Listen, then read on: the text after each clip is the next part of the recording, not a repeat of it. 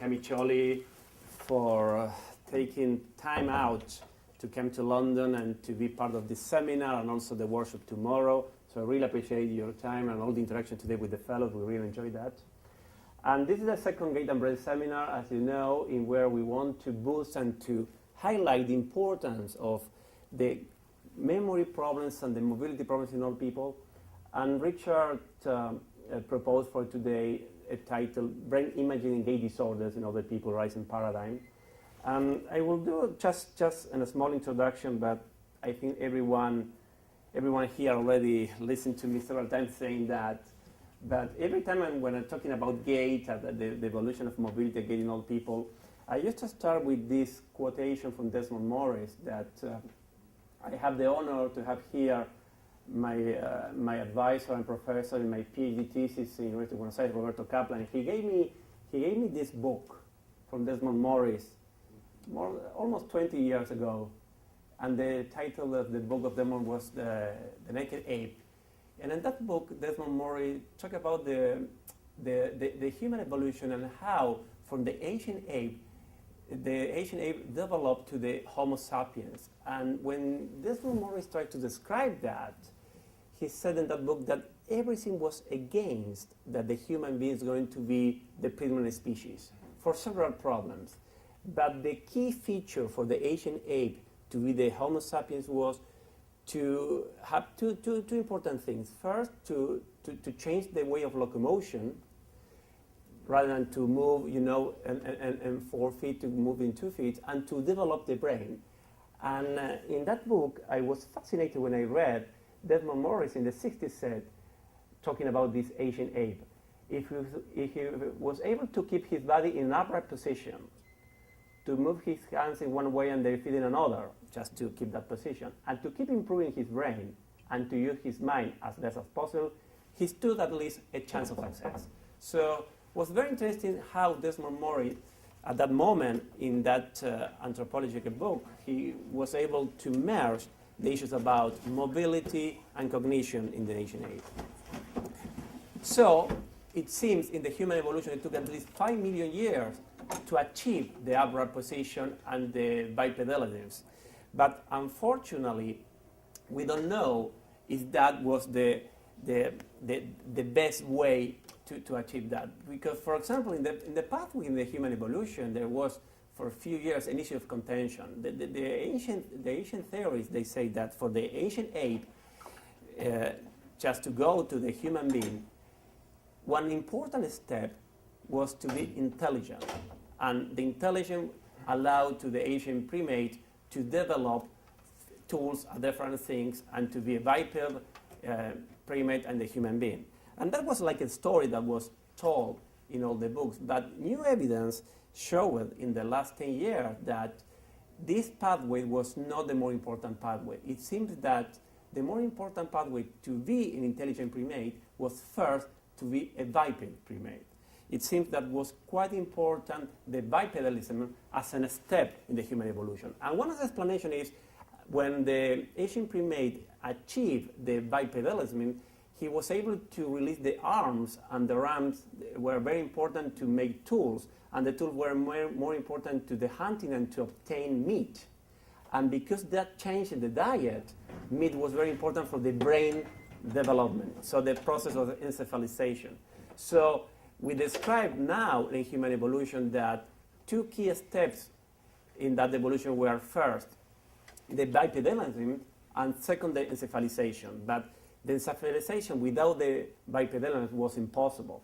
So we know that bipedalism was a fundamental evolutionary adaptation in the human being.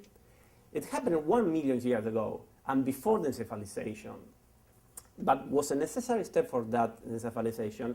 And in general, that step allowed to the Asian primate to create tools and to hunting, have meat in the diet, and to evolve in a better brain and to be the predominant species. So we know that bipedalism and gait and encephalization later were 2 very important key features in human evolution.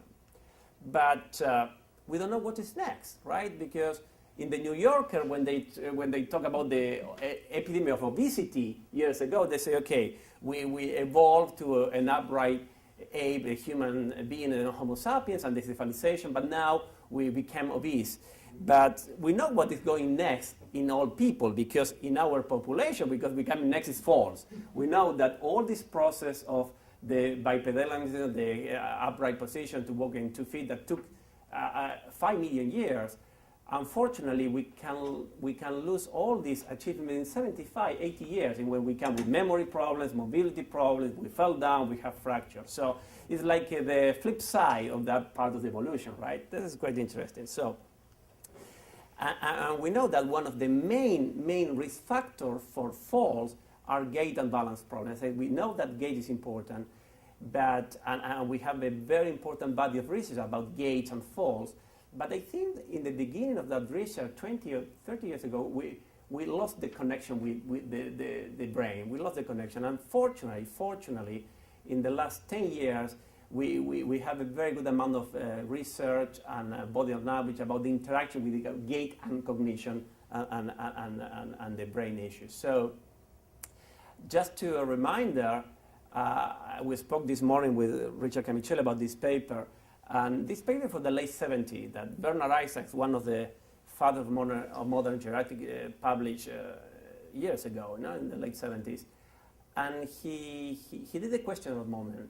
If falls were a manifestation of brain failure, and I read that paper several times, is now have its historical value, but it's a beautiful and elegant piece of research in where he tried to make the concept that we have liver failure, we have kidney failure, there is something that is brain failure.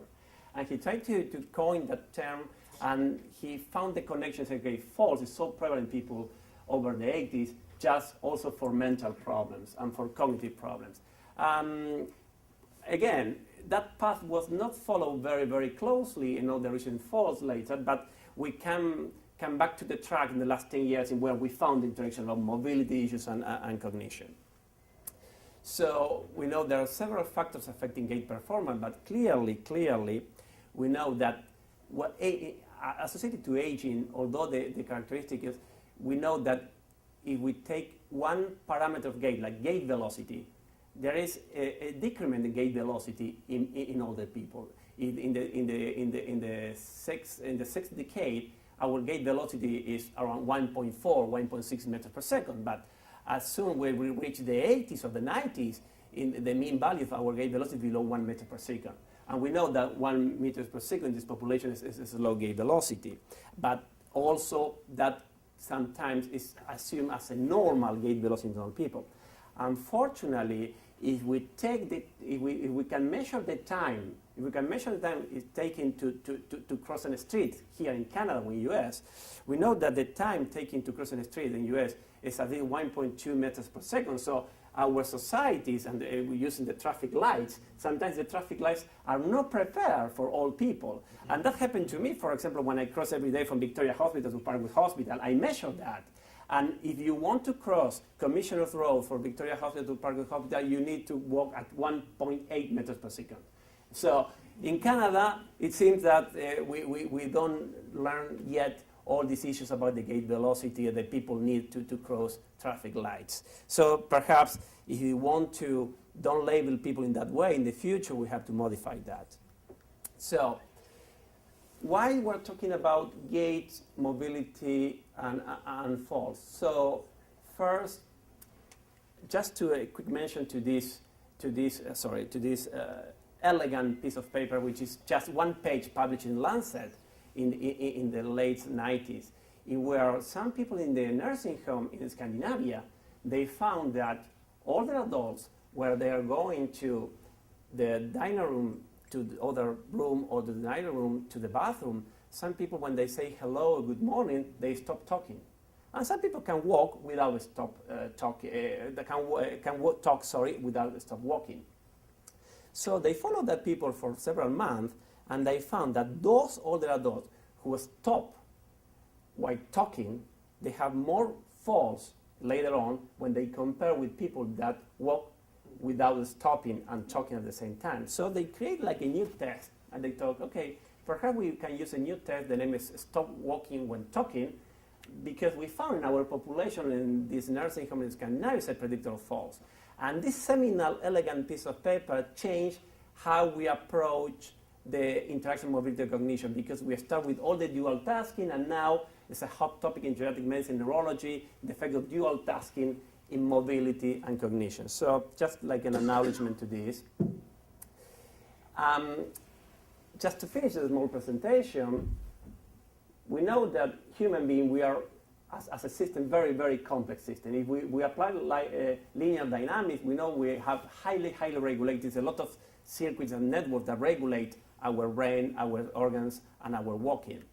But interesting, when we analyze complex systems under a no dynamics approach, we know that complex systems, in general, fall apart for the highest level of complexity.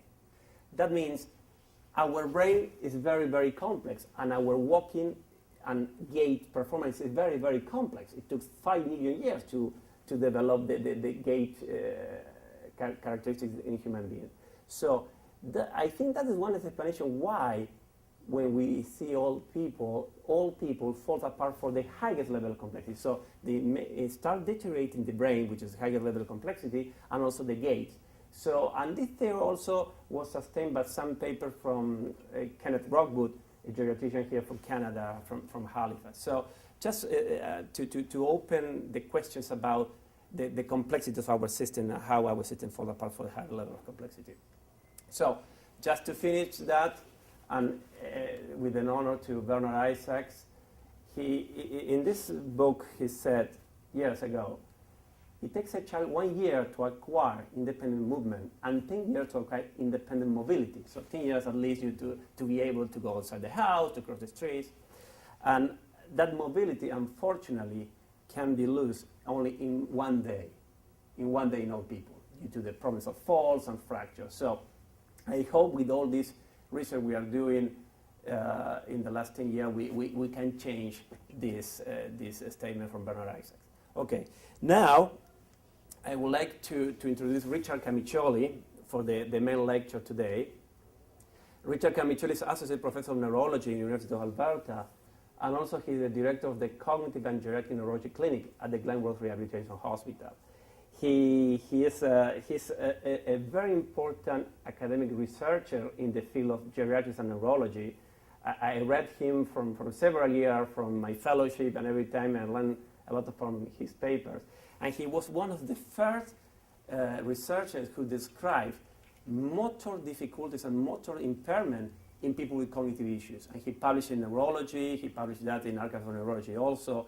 And that papers became very important papers in all the research in mobility and cognition. So I think we are very, very lucky. It's a real honor for us to have him here.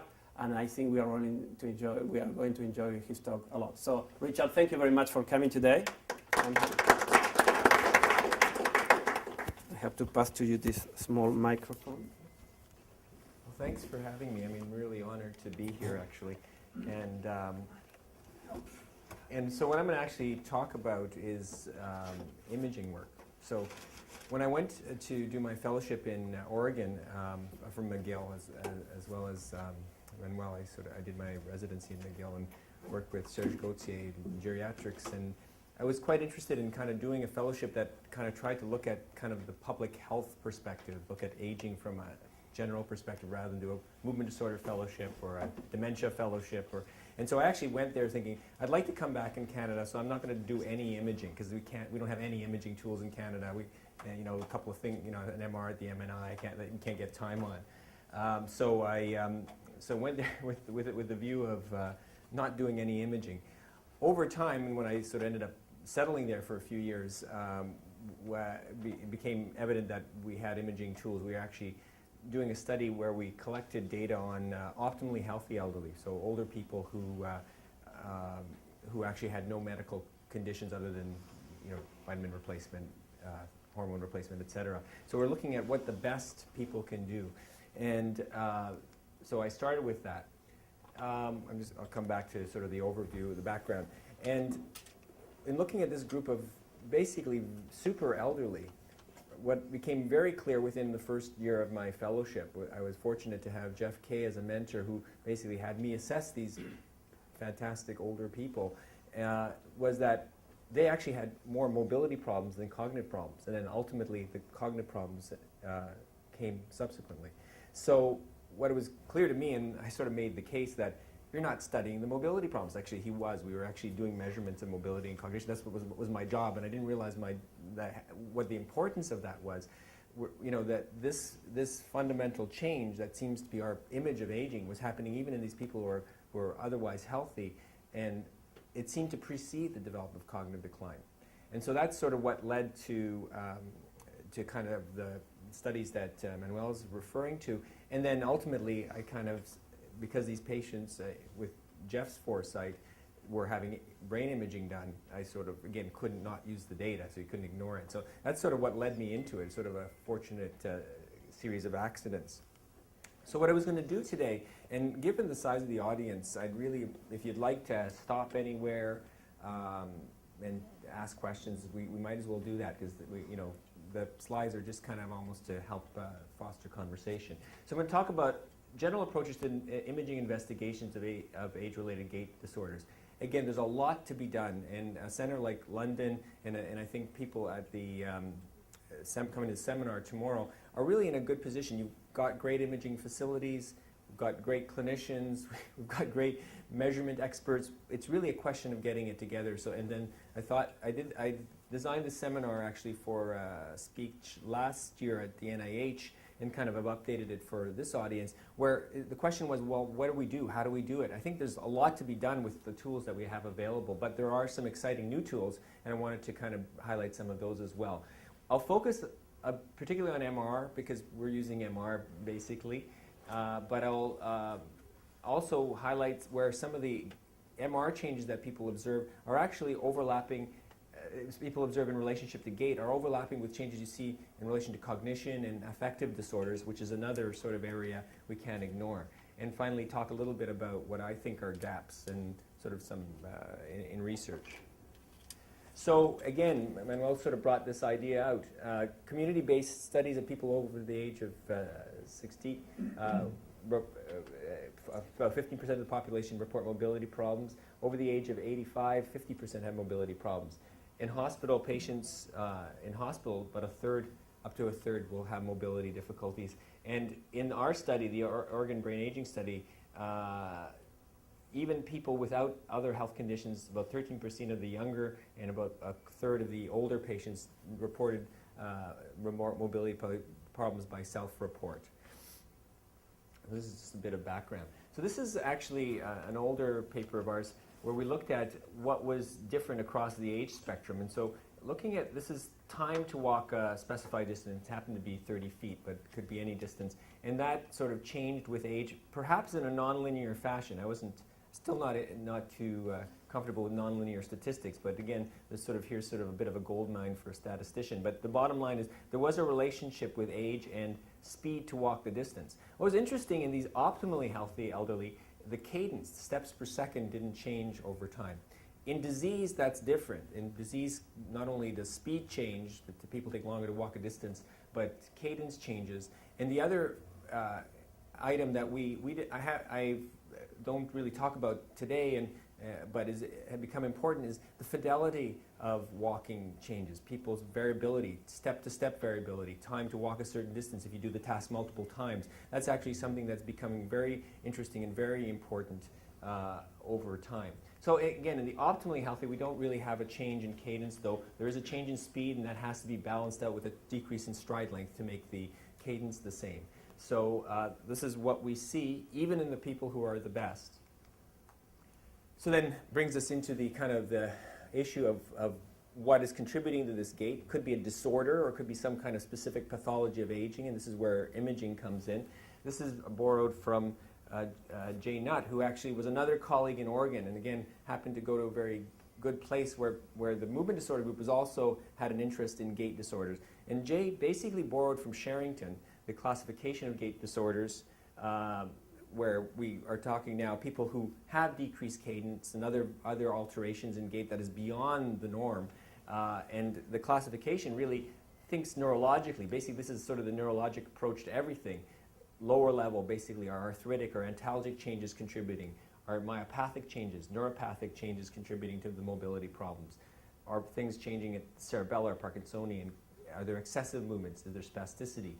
And then what I think was the most important thing, feature of the paper of Jay, was to think about the higher order functions. Think about gait disorder as something cognitive, not just something that's simple, a simple mechanical thing. I mean, again, the idea has been around, and Isaac's brought out the idea, but this sort of was a way to sort of, let's start thinking about other specific higher order gait dysfunctions. And the term gait apraxia, freezing where patients can't initiate or can't sustain gait, is another sort of maybe specific higher order gait disorders. Some people with higher order problems have disequilibrium. When at the highest level, these are disorders that can't be explained by problems at the more simple basic level. And maybe two super high order gait disorders are the cautious gait of an older person who doesn't have any obvious reason for it, and psychogenic gait, where people actually are either faking it or actually subconsciously developing a gait disorder. This might be the highest level psychiatric type gait disorder. So the idea here was that there are pathologies associating with gait, and some of these pathologies may give us insight into normal human mobility. And so what I'm going to do kind of over the next part of the talk, we can stop here for a second to see if there's any questions or any comments, but is sort of talk about how we can organize it, so almost from the point of view, how do you design a research project? And again, for the audience, this is a sophisticated audience, it's not something you don't know, but in terms of the way we can get data to get insight into gait, kind of is organized about how from that can be organized from that perspective. So any comments? This is just the overview, and Manuel did a great job of sort of setting up the overview, which we can now use as a segue into the talk. Yeah. Just Richard, Yeah. the people with subcortical multiple lacunar infarcts or subcortical white matter changes, and maybe you're going to get into that a bit later, but where would you put that? Would they fall into that middle level? Well, that's a great question. So the subcortical, now that's why I kind of took out the term frontal gait disorder. So gait apraxia is where patients have trouble moving their legs, organizing their stepping, and they can have freezing. This is where actually the subcortical often have combinations of trouble with initiation, trouble with maintaining stride, trouble with adjusting or adapting. And so they would be in a higher level, but it's not a cortical disorder. So, it's a disconnection in a sense between the basal ganglia and thalamus and the cortex. And that's why, Jay Nutt, who has revisited this classification, that this one of the types of gait disorders listed under here is frontal gait disorders. Now, a lot of these so-called frontal gait disorders are not related to frontal disease at all. They're related to subcortical disease that sort of affects the frontal lobe function. And if you look at patients, many patients with frontotemporal dementia, which is an archetypal frontal disorder, they actually have pretty normal gait or mild changes in gait speed, distractibility and stuff like that. So I kind of put them as a higher level gait disorder because it's more than just simple, but apraxia, I put the term apraxia in quotation marks because, again, a lot of people don't like the term apraxia because essentially their stride is decreased, they may have a little bit of weakness, they don't have a perfect motor function, but it is disproportionate. So, Bobby Ansek from Melbourne actually does like the term gait apraxia. Many people don't like the term gait apraxia because they don't have normal basic function. So you should. It's not a pure. There's primary motor and sensory dysfunction there too, but it is really beyond just the simple motor aspect. So apraxia might be useful. And Ansek likes the term. I think Nir Jadi doesn't like the term. I don't like the term, but I can't think of a better. There is a label of sort of a gait disorder, and rather than labeling it anatomically frontal, or subcortical, I mean, it is sort of it's beyond normal motor function. So an apraxia can be loosely used in that context. I come back to white matter disease because that's actually the area where the most imaging work has sort of been done to date, and we can talk more about that there. But the other thing about the classification, lower, middle, Yeah. and higher, the way you've got it, the lower and middle seems to be on an etiologic basis, whereas the Uh-huh. higher is more a sort of a descriptive thing of what the basis is. So Yeah. presumably normal pressure hydrocephalus, would you put that under the Gait apraxia? Is that one? Yeah, exactly. Yeah, and I agree with your issue, and that's actually one of the areas where imaging may help us. So the question of one of the problems with imaging, and I'm not going to answer this problem, but again, where we need to really get together and talk about this as a group of people interested in imaging and gait, is we need to kind of decide how we're going to classify things a little bit better.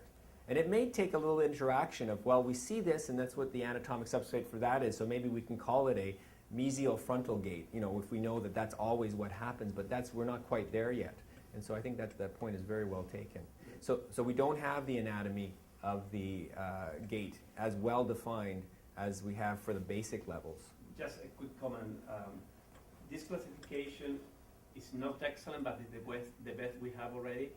I think the important thing that NAT have done in this classification years ago is to include the lower level and to raise the point that arthritis, muscular pain can affect the gait, that we see a lot in our people, right? Because he created a classification for all people.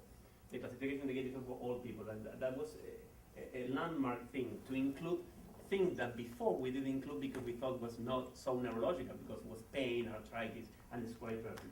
The other point is that Neil Alexander from University of Michigan, he did like a modification of this classification, just to adapt more for geriatric patients.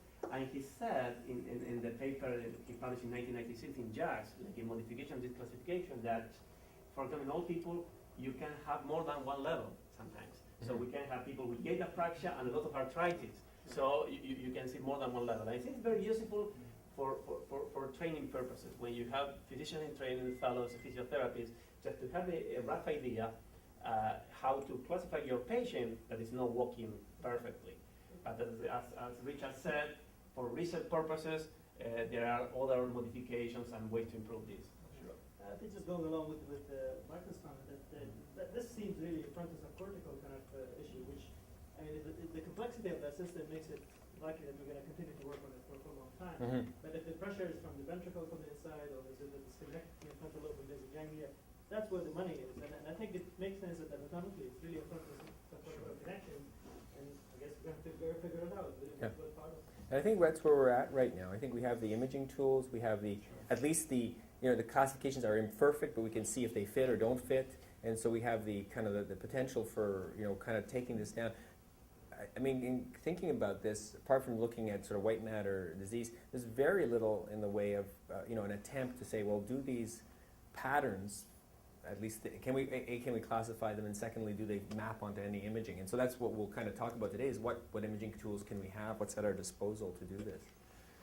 So, again, we don't have a lot of trainees here, but I kind of, and actually when I talked at NIH, we had some trainees there. I sort of thought, well, how do we go about looking at this? We look at single cases, and actually these can still be very informative. And if you're set up to do imaging, and you can actually then capitalize on single cases. Case series have been actually influential and have actually, I'll give an example of where a series of cases has actually given fundamental new insights into the anatomic structure of balance in particular. These kind of lead to correlative studies, case control studies, where we try to compare groups, and again, we can compare groups with different gait disorders or patients to controls, and then ultimately in terms of trying to understand how the imaging correlates with changes, we need to do longitudinal, either on a population basis or in selected samples. For example, our current work is looking at, that's funded by CHR, is looking at Parkinson's disease compared to controls, and looking at how cognition and mobility changes in both those groups over time. And of course, to really sort of look at the biological basis from a pharmacologic point of view, you can actually do clinical trials and see if there's cognitive, motor, and imaging changes that parallel one another. So again, I think this, if you sort of think about, these are the studies we have, and these are the tools we have in terms of organizing our studies, it doesn't become simple, but it's sort of, at least you can sort of at least be honest about where you are. So the other sort of thing is imaging modalities. And again, MR is very widely available, non-invasive. A lot of studies have used white matter rating and quantitation. Volumetric measures are actually giving support to the idea that higher cortical areas, frontal and other subcortical areas, are important in mobility. A newer tool, well, not that new, diffusion tensor imaging examines connectivity between different brain areas, or can look at this, and also can look at parenchymal changes. And magnetization transfer is another sort of imaging tool. Spectroscopy can look at neurochemical changes. Functional MRI can look at blood flow changes with tasks. We'll come back to the limitations of these. PET and SPECT similarly have similar limitations to fMRI, and sort of many of these fall under really perfusion type imaging modalities. But all these sort of techniques are available to kind of ask the question of what's the anatomy, what's the correlation. The problem when we get into things like PET and functional MRI is although there is one in Winnipeg that you can get MRI sitting, there aren't a lot of places where you can do MRI standing. The motion artifacts and all these interfere. But in actually Winnipeg, they have an MR that you can do sitting MRs in, and whether people haven't capitalized on that, unfortunately, in terms of the studies of Gait. So to kind of move on next, and what I didn't have a slide for, maybe we should, is actually the level of sophistication. It hasn't been put into what I've shown in terms of the gait measurements. I mean, so I think that really you can look at multiple parameters, gait measurements. So you can look at speed, cadence, variability, basically stride length, base width. You can actually look at pharmacokinetic measurements. All these tools are there. We can also look clinically at the classification I gave you and sort of see how people fit. But there really has to be a dialogue between people who are looking at gait and those who are looking at imaging to sort of say, well, what do you think might have an anatomic substrate, and how do we use what's the best tool to answer that question? So there's a whole level of sophistication at that level that we haven't gone into, and that's part of the challenge. Is a lot of people do clinical research, and a lot of people, like Jay's studies, a clinical study. Some people do aging research, and some people do imaging research, and really it's a question of bringing these worlds together. So I think tomorrow's symposium is actually very timely, and having this seminar series is actually very timely and important, because I think in a community like here and in various places across Canada, the U.S., and around the world, there are the people around who can do this stuff, but we just have to get doing it. So this is a study, again, basically several cases, more than one case. I think they had 2 cases of people who had an acute lesion. And what this tiny acute lesion did was basically gave people an acute gait ataxia. Patients who had very ataxic, unsteady gait with that single lesion. Does anybody know where that is? Anatomists in the audience? It's the midbrain. Yeah. The lower part of the midbrain. So if you were a stereotactic neurosurgeon in Toronto, say, you might actually because you'll stick an electrode anywhere. Andres Lozano was a resident with me, so I'm hoping you won't mind that comment. But this is actually near the pedunculopontine nucleus. And so Joe Masdieu described a case of a patient who developed an acute lesion in that area and developed an acute, severe, apraxic kind of gait disorder, basically disproportionate to all the motor manifestations. So this is an area called the pedunculopontine nucleus, near the pedunculopontine nucleus. It's not a super well localized region. One of the hypotheses as to why patients with, for example, with Parkinson's develop freezing of gait is that there are connections between the other aspects of the basal ganglia in this area, and so this led Andreas and actually Aziz at Oxford to sort of think about stimulating this area, because it's not an area that the usual stimulators that help in stereotactic surgery for Parkinson's, and they actually have shown an improvement in freezing of gait in those patients. So that's a sort of a surgical tool, but again, these kind of the clues came from basically case reports in the sense of changes like this. And so this is, again, a recent case report, and what this added to Joe Masdieu's paper in Annals of Neurology about 10 years, more than 10 years before that, was that they had several patients with these very tiny lesions that then led to an acute gait disorder. I don't have the scans of this patient. I actually had a patient who I run my cognitive clinic and cognitive geriatric neurology clinic next to a geriatrics clinic. The geriatrician asked me to see a lady who developed sort of a basically marked postural instability, looked like a patient with PSP. She had reasonable supranuclear gaze, and we sent her for urgent imaging, and she actually had changes in that area, and turned out to be a tumor in the end. But it was a pedunculopontine lesion that led to sort of this dramatic, disproportionate disequilibrium, trouble with initiating and moving, and again sort of fits with this model. So case series are still critically important. There are others that people have used to kind of get some insights into the anatomy of gait. So is any of the fellows in the back? Raise your hands. They're all there. Okay. So this is sort of a picture of what part of the brain. Oh, goodness. Yeah. Okay.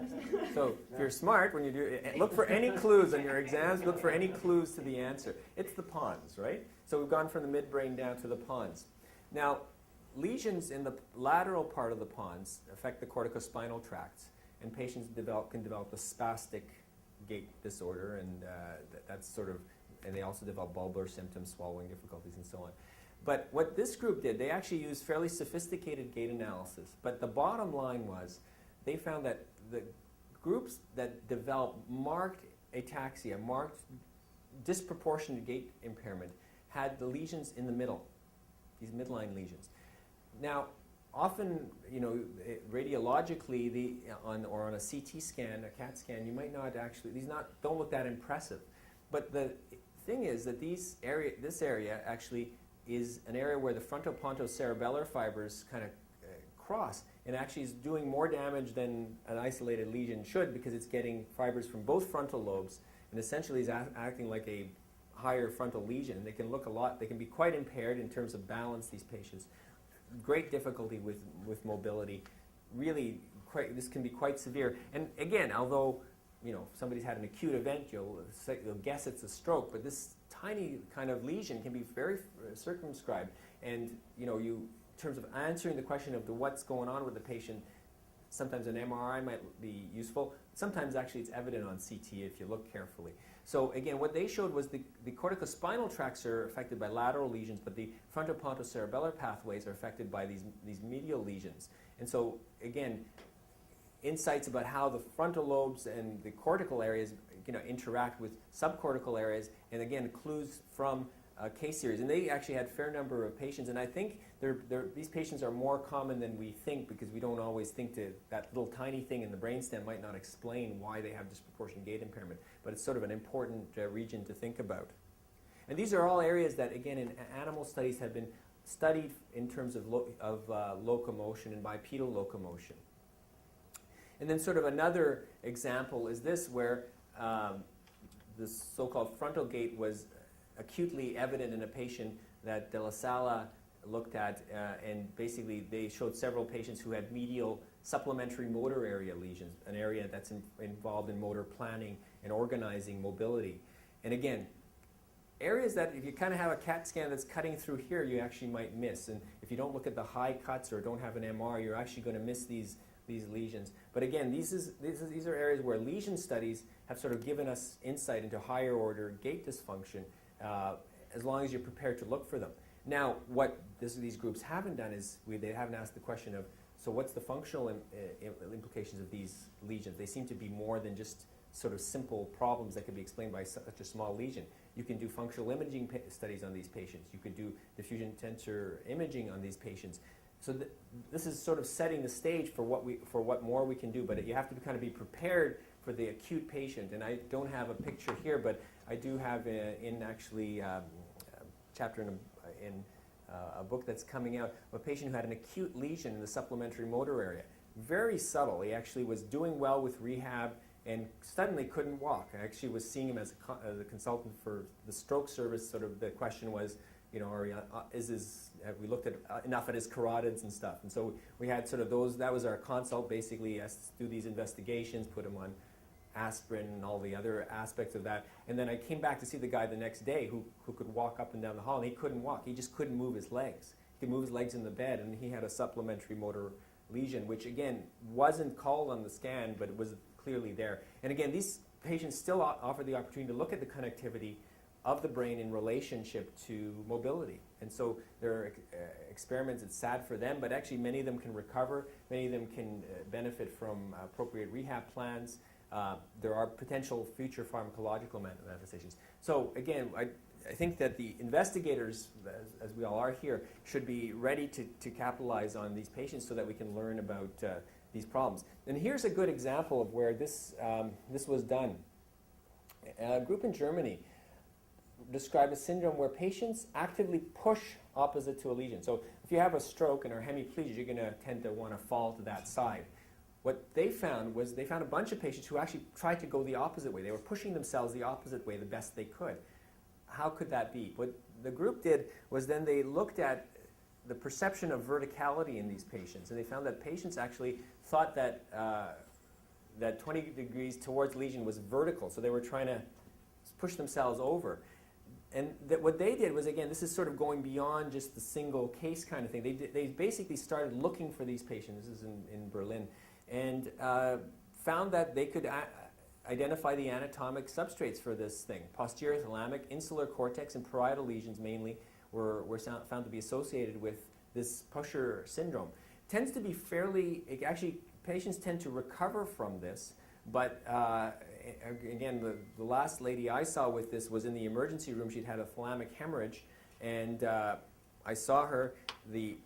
Unfortunately, the healthcare system makes people stay in our emergency room for a week at a time. So by the time she got to the ward, she was okay. But had we tried to get her up and about the first day, she would have been, basically fighting the physiotherapists, or at least as if they were aware of it, they could kind of compensate for that. Go ahead.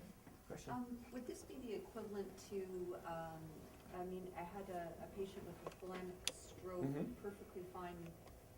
Prior went on vacation and came back with marked campicormia, where he just literally 90 degrees. Just a single stroke?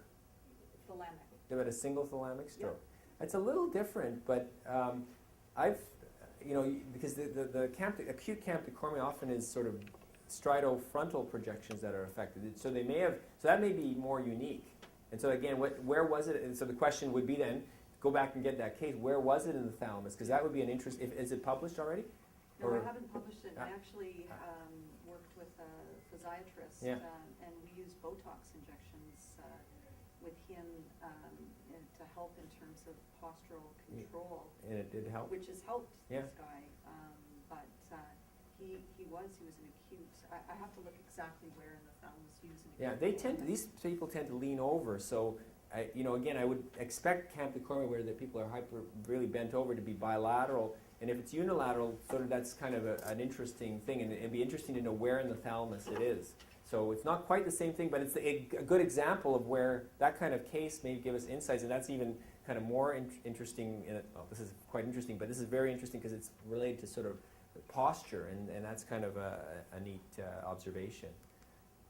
So here's just an example of a single patient with thalamic hemorrhage here, so the medial thalamus, and then he sort of, again, this is just a bunch of different slides of different people with left pusher, right pushers, their controls who have lesions in different parts of the thalamus, more anterior in the controls who didn't have the Pusher syndrome. They're sort of more posterior and medial in the patients who had Pusher syndrome. And again, here's the right, so the medial thalamus was not affected.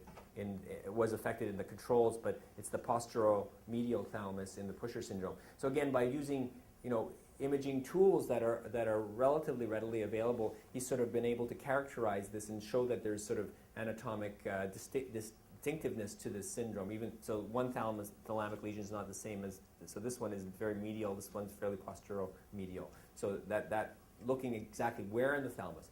I mean, where they can go with this, and Karnath is very organized guy, and I'm sure they are going. They can again think about doing functional imaging and look at connectivity of these areas to cortical areas. I mean, this is just basically a project primed to be done.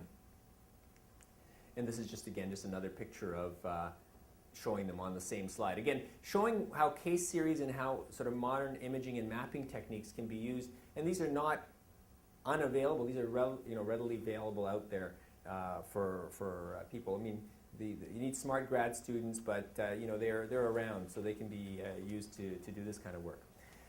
So again, I think there's really exciting stuff still out there in sort of the case series and in single case world, and then these can be taken further because we can look at these patients longitudinally. What changes as they change? What changes as they improve, for instance? The other sort of level of sophistication in terms of the analysis and the design of studies is group studies. So where we look at correlations or case control, where we compare groups to each other. So talk a little bit about that. And this is where most of the white matter disease severity rating has been done. There's a number of rating scales for white matter disease: Manolio, Vatsakas, Shelton's Wallen's scale. Just give an example of Wallen's scale, which is fairly reliable. It rates white matter disease lesions in the cortex as none, focal, beginning of confluent, diffuse involvement of an entire region, no lesions, one focal lesion, greater than one focal lesion, and confluent regions in the basal ganglia. And this is just an example of a patient in our study of somebody with sort of beginning confluent lesions here. These look pretty confluent. These look, again, beginning confluent. This may be a 2 here. This is a different slice of the same patient showing, actually this is probably a different patient, just showing some capping. Here's another patient with just a focal lesion here. Here's some beginning confluent lesions. So just to give you the idea, here's one with diffuse involvement of the basal ganglia. And so these can be readily applied. Excuse me, Richard, there's a T2 weighted in? Yeah, these are T2. We can use flare. Yeah, so these are the T. No, these are flares because the fluid is dark. Right, okay, thank you. Yeah, thank you, Hugo. And then this particular patient had some pontine changes. And I don't remember offhand who this was, but in our longitudinal study, patients were enrolled without dementia.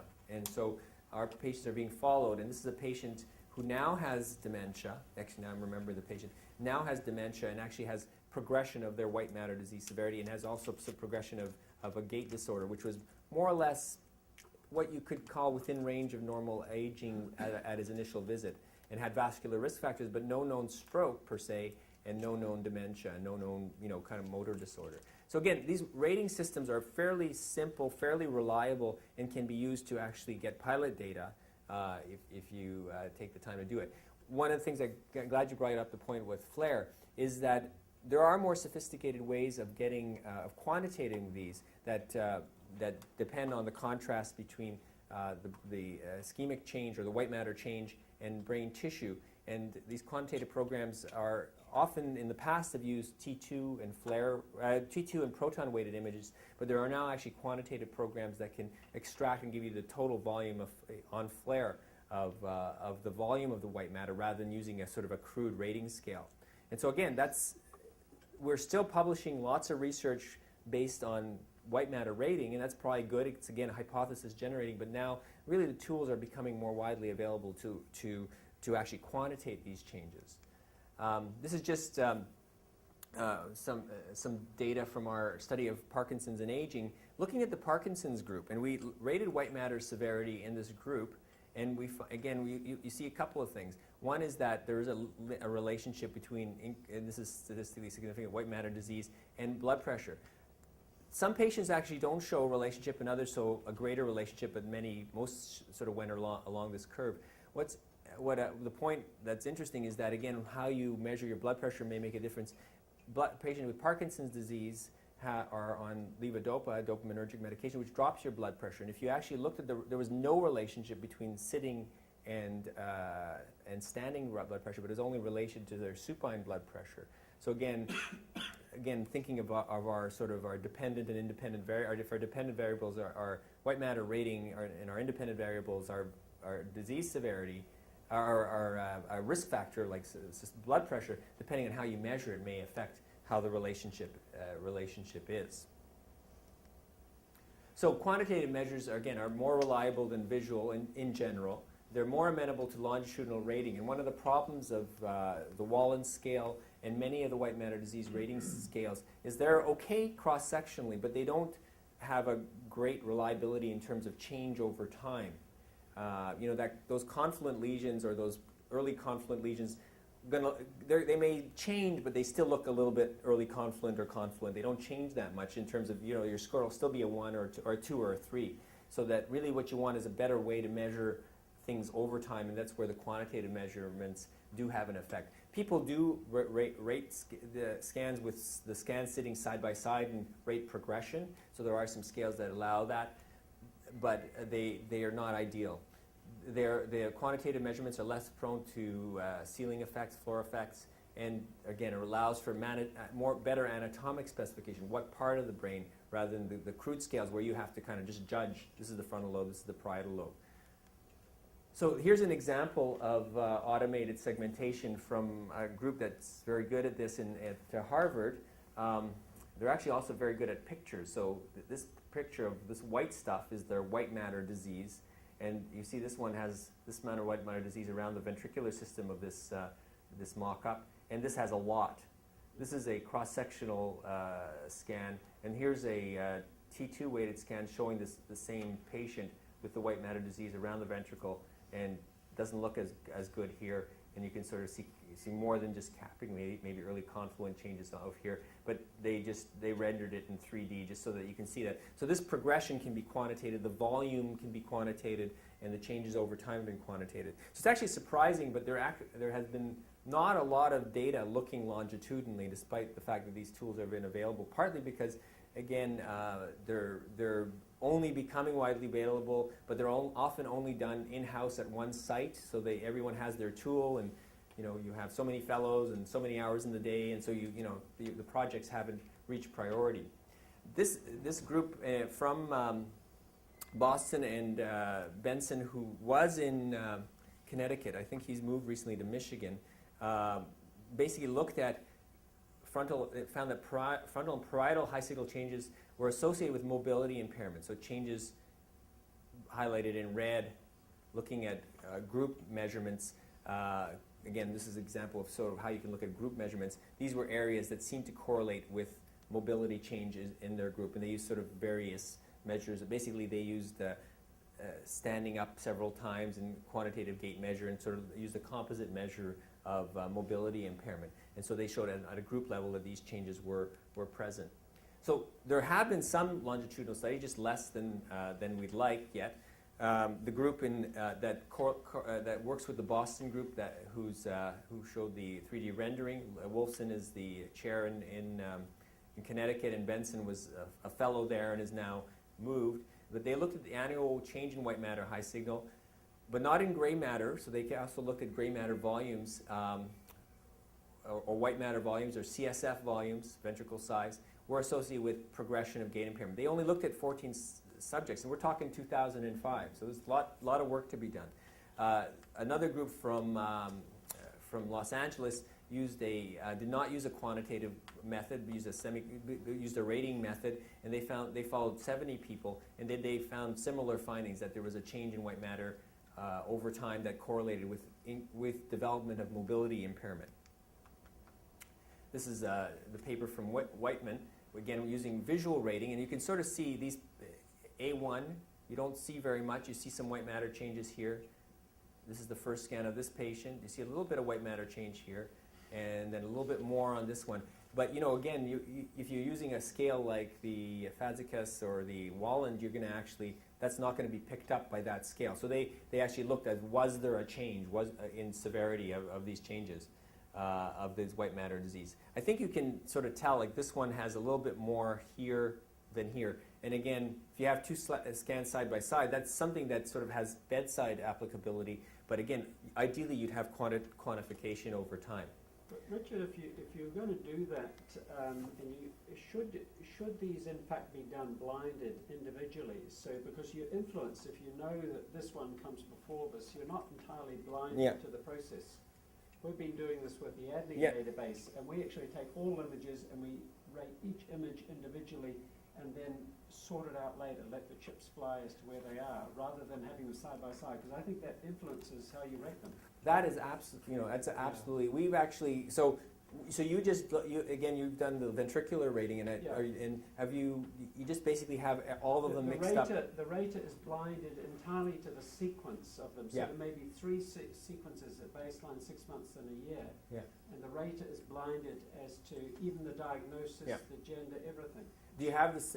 Do they know it's the same person? No. So they're all mixed up. All mixed up. Yeah. Totally mixed So that's up. actually how we've been doing our ratings as well. We've mixed them up, and that's actually a methodological issue. How do you do this reliably? Now, if you don't have them side by side, it's going to be more difficult. So that probably adds noise to the system, but it's a more honest rating approach because you are then not blind. You're not influenced by the other scan. So I think that that's sort of where we're at in terms of trying to figure out how to do this longitudinal stuff. And I think that's part of the reason that we don't have a ton of longitudinal papers. I mean, we've got a few where we have some methods like the ventricular volume methods, which is extremely reliable, but you still, in terms of looking at it longitudinally, have to set up a way to do it, and that is actually part of the kind of the practicality of doing that. So I think they had them side by side for this study, but I'd have to check that. But again, I've been in terms of ventricular volume measurements, we've sort of been blinding ourselves, and also hippocampal volume measure. I saw a little bit of that stuff later, but we've sort of blinded ourselves to the well, we do them cross-sectionally at each time point, and we're blinded to when who they are and what's going on. So they're essentially independent. So good point. There's been just recently one quantitative longitudinal paper that's come out from my former group in Oregon. Lisa Silbert is an investigator there. And what she's done is she's looked at white matter severity, and they again use a quantitative rating scale. This has just been published in Neurology. I was asked to review it, but I turned it down because I was a little bit too close to this group. So I wasn't the reviewer, but it's an excellent paper. They showed that basically changes in white matter severity were correlated with changes in mobility, and actually, I'll show you in the next slide, changes in cognition as well.